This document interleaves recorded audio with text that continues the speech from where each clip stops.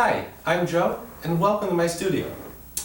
Today we're going to be taking a look at some Hanon exercises, and I have some suggestions for you to spice them up a bit, which in turn will help you get the most out of them.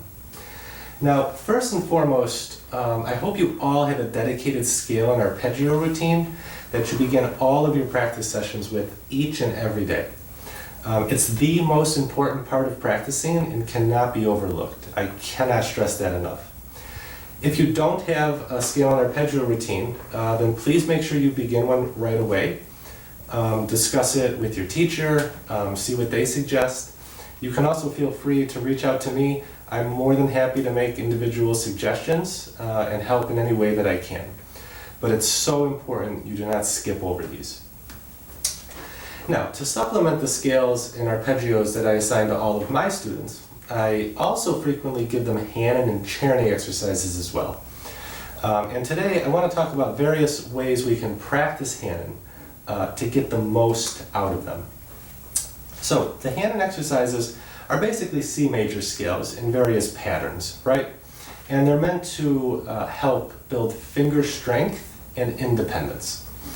On the first page, it reads, as a little note, lift the fingers high and with precision, playing each note very distinctly. So to start out, students will practice them in the following manner.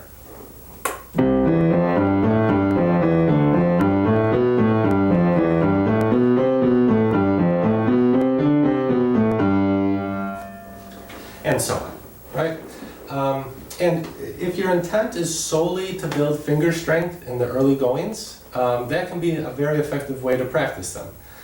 Just be sure you have a metronome going, that you're not rushing, it stays very steady, and you'll be good to go.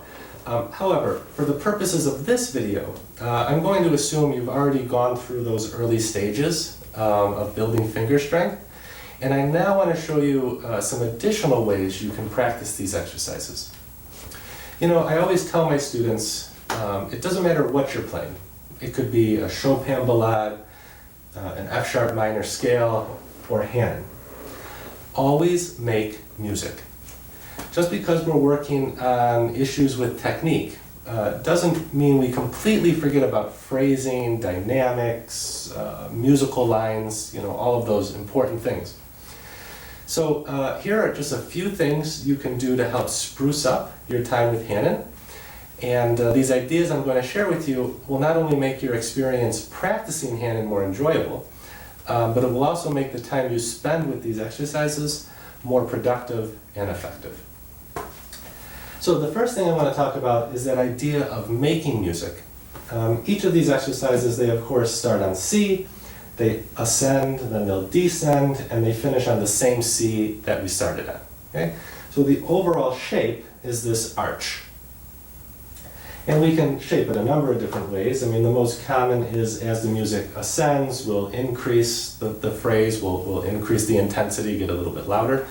And as it descends, we'll taper it out. Okay, so we'll use that idea for today. Now, that's the overall phrasing of the exercise.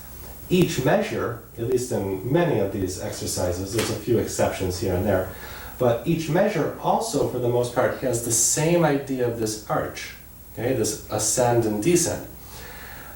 So every measure is shaped and the overall structure is shaped, something like this.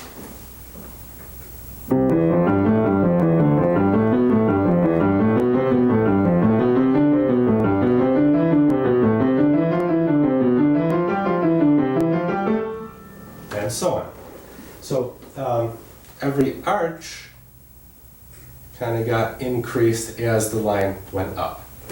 And of course, while you do this, you keep all the ideas of your good technique, your strong fingers. You don't want to let those go by the wayside, but it's the whole package together. Another thing you can do is play around with various articulations. There's nothing written in the score. We can play them all legato, if you want to call it legato, or just regular. However, you can mix it up. You can have some legato mixed with staccatos.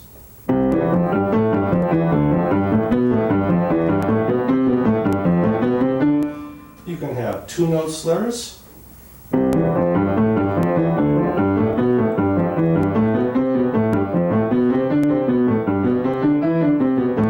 The possibilities really are quite endless of the variations you can do. So be creative and find various ways to change it up. And of course, again, while you're changing up all those articulations, you're still paying attention to all the technical issues at hand.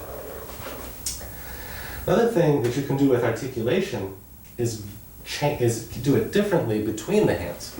You can have the right hand staccato and the left hand legato. You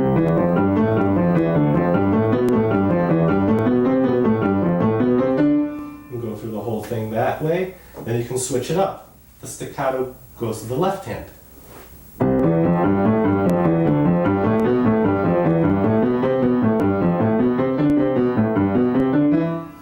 Okay, but I want to talk about how I'm making those staccatos. Notice I'm not bouncing. Okay, it's not this. These are finger exercises. We want to isolate the fingers and work them out. Okay? So we want a finger staccato. We want to stay close to the keys, keep the wrist relaxed, okay?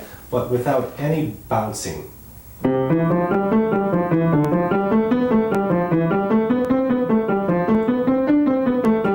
Okay? Further building finger strength and individuality in the finger. And you can still keep your phrase and your musicality, even doing it that way. Now, you can take all of these ideas, various articulations between the hands, different ways of phrasing, and also transpose these exercises. They're all in C major, but that's not saying you can do it in any other major or minor key for that matter. For those of you who want an extra challenge, this will add an additional layer of complexity, especially as it will present some interesting combinations of having your thumbs land on black keys. So it's an option definitely worth experimenting with. So you do not have to play these exercises only as they are written. And they by no means have to sound boring or dry like a burnt slice of toast. Okay? Make music with them. Use variations in the articulation, shaping, various keys, and you'll be more likely to stick with the hand exercises for the long term while getting the most out of them. So I hope these ideas help. Until next time, I wish you all the best in your practice.